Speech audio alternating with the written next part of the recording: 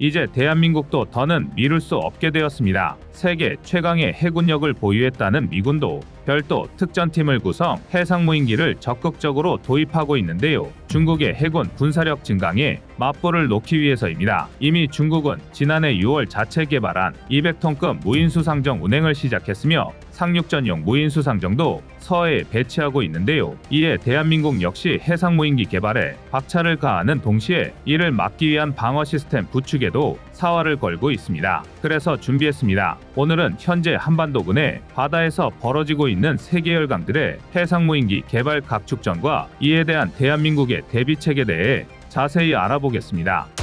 지금 보시는 영상이 마음에 드셨다면 지인들의 카톡으로 공유해주세요. 여러분의 구독과 좋아요는 꺼리튜브 영상 제작에 많은 힘이 됩니다. 대한민국을 포함 군사 강국들은 너나 할 것 없이 해상무인기 배치에 속도를 내고 있습니다. 먼저 미 해군은 2018년 시작된 자율작전 시스템 유령함대 지배자 프로젝트를 착수했으며 이에 따라 미 해군 제3함대 소속 무인수상정 마리너와 레인저가 일본 요코스카 해군기지에 배치됐습니다. 미 해군은 미 제7함대 관할 지역에서 유인함정과 함께 USV의 성능을 확인하는 데 중점을 두고 있으며 이 지역에서 직접 USV를 전개하는 훈련을 지속하고 있는데요. 이들 USV는 상대방 미사일 등을 요격하거나 상대 군함을 타격할 수 있는 SM-6 미사일 모듈을 탑재할 수 있는 것으로 알려졌습니다. 그런데 미 해군은 이전부터 USV를 실험해왔습니다. 사우디아라비아, 이스라엘 등과 공조, 일명 태스크포스 59로 명명된 프로젝트를 실행해왔는데요. 지금까지는 이란 해군을 감시하기 위한 소형 USV를 중동 해역에 집중적으로 배치하던 방식이었습니다. 그러나 중국의 해군력이 급성장함에 따라 물량으로선 도저히 이를 저지하기 힘들다고 판단, 본격적인 무인함 개발에 나선 것입니다. 지난해 공개된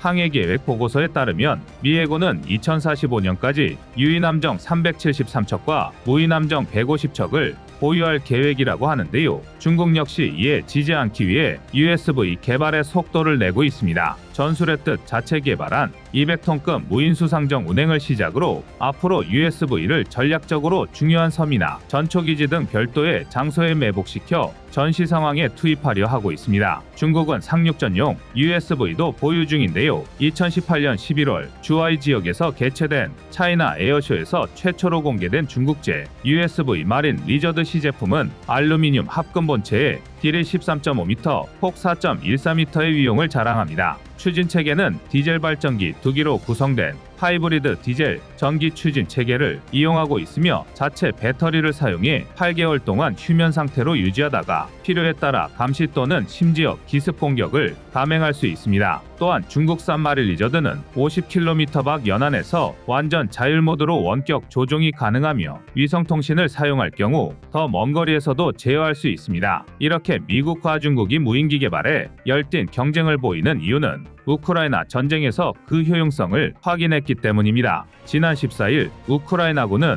해상무인기 USV를 이용 러시아 흑해함대 소속 대형 상륙함인 체자리쿠니코프를 격침시켰습니다. 850kg의 폭발물을 싣고 적을 공격하는 USV의 파괴력은 현대전에서 차지하는 무인 무기체계의 위력을 여실히 보여준 사례인데요. 대한민국 방산 역시 해상무인기 시장에 눈을 뜨고 있습니다. 현재 LIG 넥스원은 4대의 무인 수상정을 동시에 생산할 수 있는 국내 최초 해상무인기 개발 연구 생산동을 갖추고 있습니다. 시험동 내부 가로 23m, 세로 11m, 깊이 5m 크기의 실내 수조에선 자율주행이 가능한 해상무인기 해검2, 해검3, 해검5를 테스트하고 있는데요. 해검 시리즈는 작전에 따라 감시 정찰 기능 강화, 무장 기능 추가, 유무인 복합 등의 기능을 수행하고 있습니다. 이 중 해검2는 수상 수중 정찰형 무인 수상정으로 조류가 강한 환경에서 기뢰나 잠수함까지 포착할 수 있는 용도로 제작되고 있으며 해검5는 함 탑재용으로 개발되었습니다. 원격 사격 통제 체계를 장착한 해검5는 모함의 지휘 통제에 따라 모함에서 분리, 적진 인근에서 작전 수행이 가능하도록 만들어졌습니다.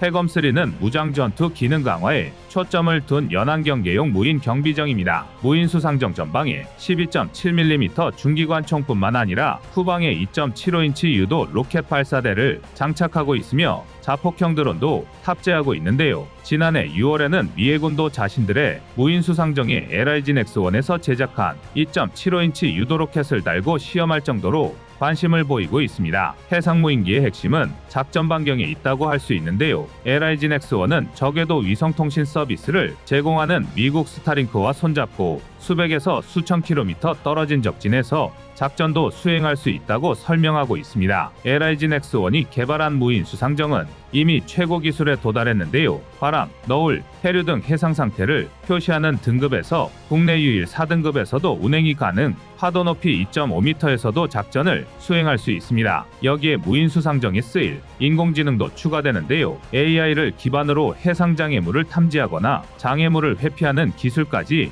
확보하고 있습니다. 그리고 이 모든 계획은 우리 해군이 추진 중인 유무인 복합체계의 네이비시 고스트의 일환이라 할 수 있습니다. 대한민국 해군은 작년 6월 유인 특전팀과 함께 무인 수상정과 무인 항공기 30대를 동원 유무인 복합체계 상륙작전도 선보인 바가 있습니다. 그러나 국방력은 공격용 무기만 가졌다고 해서 우위에 설 수 없습니다. 지난해 9월 창설한 드론 작전사령부에선 공세적 임무인 드론 공격작전과 적 드론을 방어하는 대드론 작전 임무를 맡고 있는데요. 현재 우리 군은 공세적 임무에선 보유한 소형 무인기를 사용해서 북한의 침투, 정찰 및 타격 작전을 진행할 능력을 갖춘 것으로 알려져 있습니다만 문제는 드론 방어 작전입니다. 무인기는 쏘는 것보다 막는 것이 더욱 중요한데요. 적의 대량 드론 포화 공격을 막아내는 데 성공하는 것은 단순한 방어가 아니라 적의 핵심 역량을 무력화시키고 반격의 기초를 닦아 전쟁을 종결하는 데 가장 큰 조건이기 때문입니다.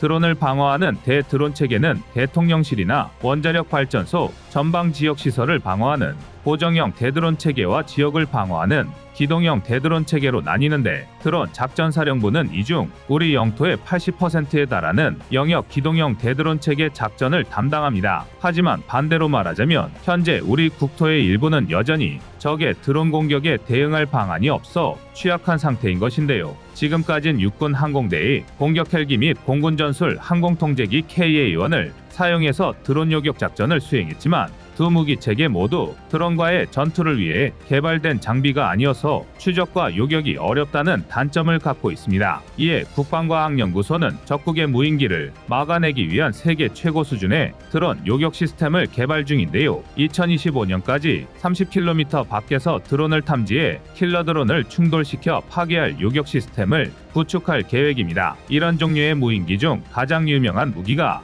미국 RTX사의 코요테 블록2인데요. 코요테 무인기는 당초 정찰, 타격, 잠수함 발사 등 다양한 용도로 쓰이는 모듈형 무인기로 만들어졌다가 작은 제트 엔진을 달아서 개조한 대드론 요격용 드론입니다. 가격도 비교적 저렴한 대당 10만에서 20만 달러 수준으로 드론 타격 무인기 시장을 선도할 뿐만 아니라 중동 지역의 주둔한 미군을 보호하는 용도로 실전 운영 중입니다. ADD는 두 가지 형태의 대드론 타격 소형 무인기를 개발 중인 것으로 알려져 있는데요. 첫 번째로 공개된 드론 타격 무인기는 드론 속의 드론 형태로 제작됐습니다. 수직이 착륙 기능이 있는 고정익 무인기에 두 대의 초소형 타격 무인기를 탑재해 드론이 날아다니면서 순찰하다가 적 드론을 발견하면 초소형 타격 무인기가 요격하는 방식이죠. 그리고 ADD가 새롭게 공개한 대드론 타격 소형 무인기는 앞서 말한 RTX의 코요테 무인기나 폴란드의 워마이트 튜브, 중국의 CH-901 무인기와 같은 튜브 발사식 공격 드론입니다. 즉 튜브에 있다가 미사일처럼 발사되기 때문에 긴급한 표적을 탐지하고 타격할 수 있다는 장점이 있는데요. ADD는 차량으로 견인할 수 있는 트레일러형 발사대 타격 무인기 10기를 탑재한 튜브를 제작할 예정이며 이 기술의 최종 목표는 타격 무인기를 무인지상 로봇에 탑재하는 방식입니다. ADD가 구상한 대드론 방어 프로세싱을 조금 더 자세히 살펴보면 북한 드론을 탐지한 즉시 트레일러의 튜브에서 타격 무인기가 발사되고 발사된 타격 무인기는 탐지 레이더 및 지상 통제 장비와 교신하면서 적 드론의 접근, 머리 부분에 장착된 영상적외선 탐색기가 끝까지 추적해 자폭하는 방식으로 요격하게 됩니다. 그리고 이 시스템은 트레일러형 발사대와 탐지 레이더로 구성되는데 ADD에 따르면 LSAM 장거리 대공무기 발사대를 개조한 발사대 GAN 기반의 A사 레이더를 장착할 예정이라고 합니다. 특히 이 레이더 시스템은 현재 용산 대통령실 등에서 운영 중인 드론 탐지 레이더보다 탐지 범위가 3배 이상 늘어나 약 30km 밖의 북한 무인기도 잡아낼 수 있을 만큼 우수한 고성능을 목표로 하고 있다는데요. 현재 기본 설계 리뷰까지 마쳤으며 조만간 상세 설계 리뷰를 마칠 것이라고 합니다. ADD는 대드론 타격 소형 무인기의 대량 생산과 실전 배치와 함께 이 시스템을 해상 방어용으로 발전시킬 계획인데요. 기기의 완성도는 물론 양산 경제성에 주안점을 두고 개발 중입니다. 무인기의 개발은 중국과 북한의 국방력 확장에 대응하는 것은 물론 인구 절벽에 따른 우리 군의 병력 배치에 대한 부담을 줄이기 위해서라도 반드시 성공시켜야 할 프로젝트인데요. 글로벌 방산 시장 역시 무인기를 인명 손실을 최소화하기 위해 미래 전장에서의 핵심 전력으로 보는 만큼 서둘러야 할 개척 분야라 할 수 있습니다. 늦어도 올해 하반기 무인수상기와 ADD가 개발한 대드론 타격 무인기가 적의 위협으로부터 우리 국토를 지키는 모습을 볼 수 있을까요? 여러분의 구독과 좋아요가 꺼리튜브 운영에 많은 힘이 됩니다. 지난 4월 대한민국 충청남도 태안으로 전세계 방산시장의 이목이 집중되었습니다. 다름 아닌 태안에 ADD에서 새로운 무기체계를 개발할 때 이용하는 아능종합시험장이 소재해 있기 때문인데요. 실제로 대한민국 최초의 지대지 탄도미사일인 백군부터 현무원, 현무투모도 아능종합시험장에서 테스트했고 천궁의 탄도미사일 요격시험도 바로 이곳에서 이루어졌습니다. 그렇다 보니 어느새 태안 아능종합시험장에 세계 방산시장에 이목이 쏠린다는 건 곧 대한민국이 또 한 번 세계 군사기술의 판도를 뒤흔들 준비를 하고 있다는 뜻이 되어버렸는데요. 그리고 역시 이번에도 대한민국은 세간의 기대를 실망시키지 않았습니다. 아니 오히려 압도적인 성능의 새로운 무기체계를 공개하면서 전세계 방산시장을 충격에 빠뜨렸는데요. 대한민국이 2019년 본격 개발에 도입한 이래 고작 4년 만에 레이저 대공무기 블로건 개발에 성공하고 그것도 모자라 시험평가에서마저 3km 밖에서 무인기 30대를 모두 명중시키면서 100%의 요격률을 기록한 것입니다. 개발 속도는 물론이거니와 성능마저 믿기지 않을 만큼 압도적인 기술력인데요. 더군다나 대한민국의 레이저 대공무기 블로건은 예산 편성이 끝나는 대로 이르면 내년부터 양산에 돌입하여 실전 배치까지 모두 완료될 예정입니다. 사실상 이스라엘에 이어 대한민국이 전세계 두 번째로 광학무기를 실전 배치한 나라가 되는 것입니다. 심지어 미국마저 아직 레이저 대공무기를 실전에 배치하진 못했습니다. DM-쇼레드 통칭 가디언이라고 불리는 미국의 레이저 대공무기는 기계화 부대 1개 소대에 스트라이커 장갑차 4대에 탑재되어 현장 테스트를 거치고 있는데요. 즉 대한민국과 미국이 서로 먼저 레이저 무기를 실전에 배치하기 위해 각축전을 벌이고 있는 셈입니다. 군사기술력에서만큼은 1, 2위를 다투는 나라들과 대한민국이 어깨를 나란히 한다는 게 정말 감회가 남다른데요. 그런데 사실 여기에는 피치 못할 사정이 있습니다. 이토록 빠른 속도로 레이저 대공무기의 블로건을 개발할 수밖에 없었던 이유는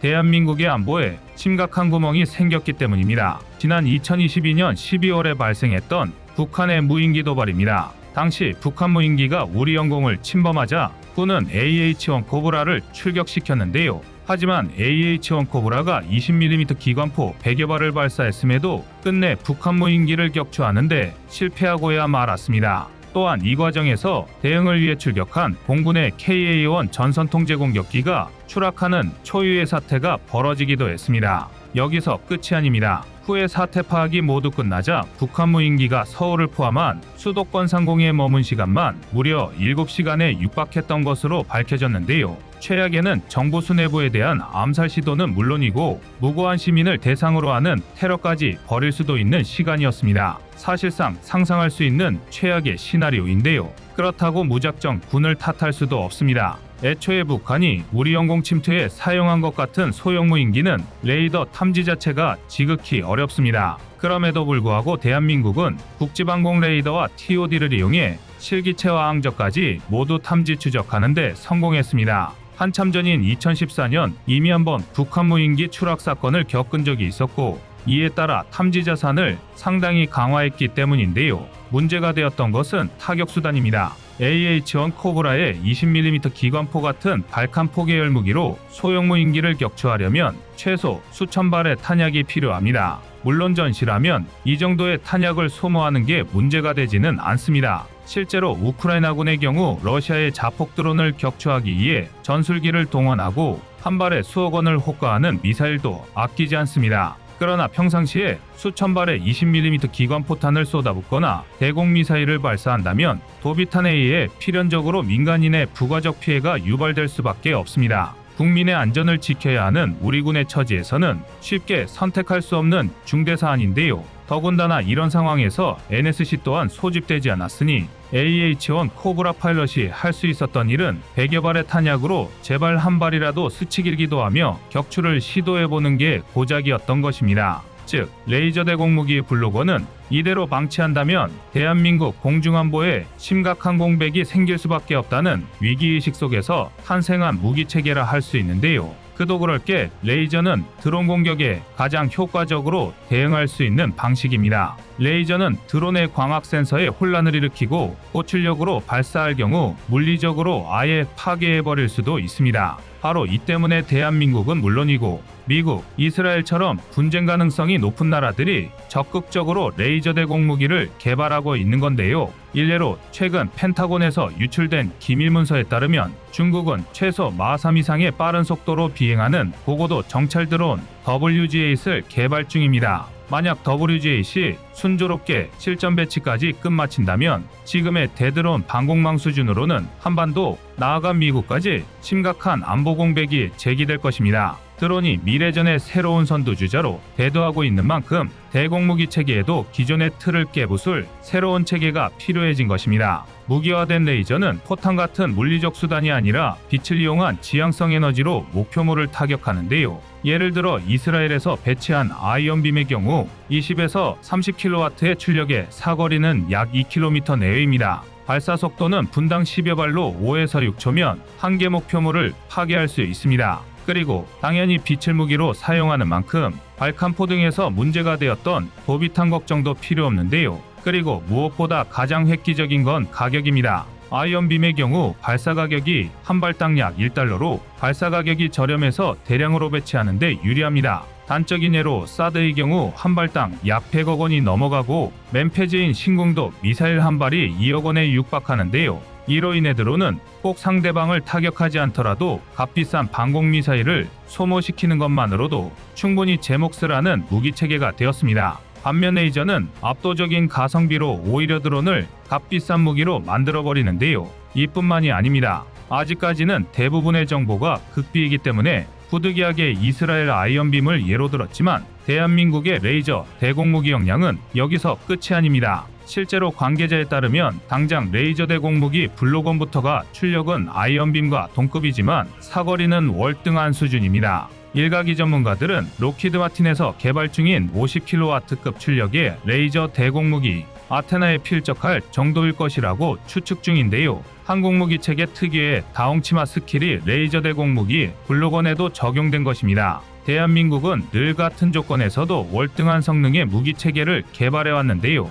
심지어 레이저 대공무기 블록2에서는 드론뿐만이 아니라 극초음속 미사일까지 격추할 수 있을 정도로 출력을 강화할 예정입니다. 극초음속 미사일이란 최소 마5 이상의 속도로 활공할 수 있는 미사일을 말합니다. 극초음속의 최소 커트라인인 마5만 해도 1초에 무려 1.7km를 이동하는 것입니다. 서울에서 평양까지 2분, 베이징까지는 9분 남짓이면 도달할 수 있는 속도인데요. 게다가 극초음속 미사일은 순항미사일처럼 비행 경로가 변칙적이고 저고도 비행이 가능해서 격추하는 게 대단히 어렵습니다. 아닌 게 아니라 아직 현존하는 방공망으로는 극초음속 미사일을 완벽히 방어하는 게 불가능한데요. 바로 이러한 점들 때문에 극초음속 미사일은 핵 이상의 전략무기로 평가받으며 세계 각국이 개발에 열을 올리고 있습니다. 그런데 문제는 중국과 러시아가 이런 극초음속 미사일 개발의 선두주자라는 것입니다. 먼저 중국은 2019년에 이미 둥펑17이라는 이름의 극초음속 미사일을 공개했습니다.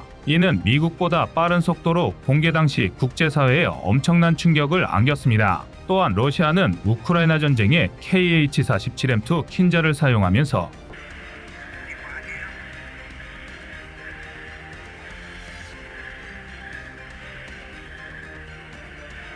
역사상 처음으로 극초음속 미사일을 실전에 사용한 나라가 되었습니다. 실전 경험에 있어서는 독보적인 우위를 선점한 셈인데요. 그리고 정말 유감스럽게도 이 기술은 북한의 고스란히 흘러들어가고 있습니다. 중국이나 러시아가 자국의 극초음속 미사일을 원산지만 바꿔서 북한산으로 둔갑시키는 게 아닌 이상, 물론 현재 북한의 기술력으로 극초음속 미사일을 개발한다는 건 요원한 일입니다. 그러나 분명 북한은 지난 2021년 극초음속 미사일이라고 주장하는 화성8형을 테스트했고 2022년에는 조선인민군 극초음속 미사일 2형의 시험 발사를 진행했습니다. 당연하게도 마하오를 돌파했다는 건 북한 측의 일방적인 주장이었지만 최소한 외형이라도 극초음속 미사일의 형상을 띄었다는 건 중국과 러시아의 기술이 흘러들어갔다는 강력한 증거입니다. 극초음속 미사일은 핵무기와 다르게 대량살 상무기로 분류되지 않는다는 걸 고려하면 이는 도통 심각한 문제가 아닌데요. 사실대로는 둘째치고 당장 극초음속 미사일부터 막을 방법을 연구하지 않으면 알몸으로 적의 공격에 노출되는 것이나 다름없습니다.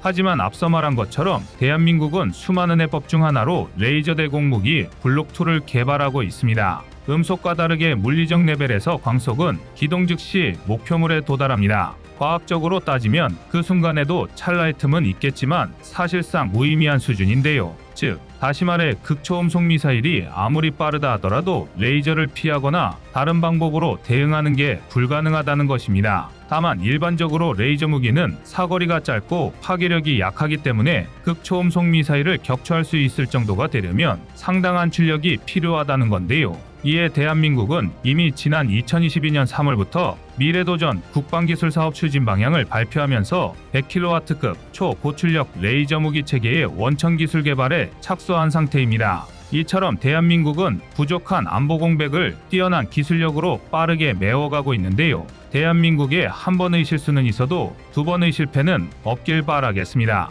이상 꺼리튜브였습니다.